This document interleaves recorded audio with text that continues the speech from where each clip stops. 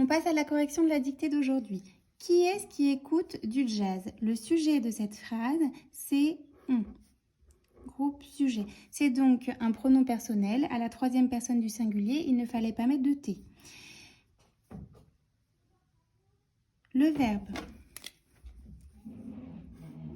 Écoute. Si on change le temps, quand on écoutait du jazz. Alors, je vais quand même le réécrire au-dessus. E accent aigu, C-O-U-T-E.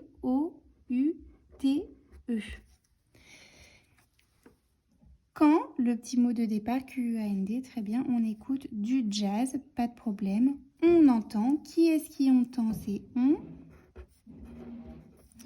Entend, c'est un verbe.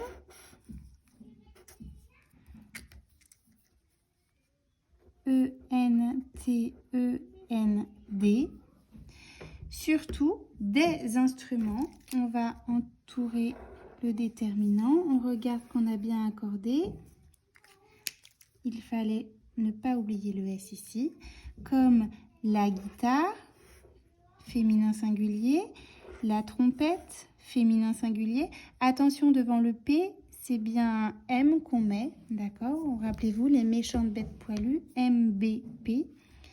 La clarinette, alors pour avoir le son et, il fallait bien mettre 2 T et un E à la fin. Le piano. Et c'est un homophone, on peut dire et puis. La batterie, alors là, Mathis l'a bien réécrit au-dessus, B-A, 2-T, E-R-I-E. Le rythme, joue, le verbe, à la troisième personne du singulier, puisque le rythme, c'est le groupe sujet. Un rôle très important. Alors, rôle, il ne fallait pas oublier l'accent circonflexe. Très, c'est un accent grave. Et important, le mot est un petit peu coupé, je vais le réécrire en dessous. I-M-P-O-R-T-A-N-T. Si on le mettait au féminin, on pourrait dire importante. Voilà pourquoi elle termine par un T. Et n'oubliez pas, devant le P, M, B, P, il fallait mettre un M.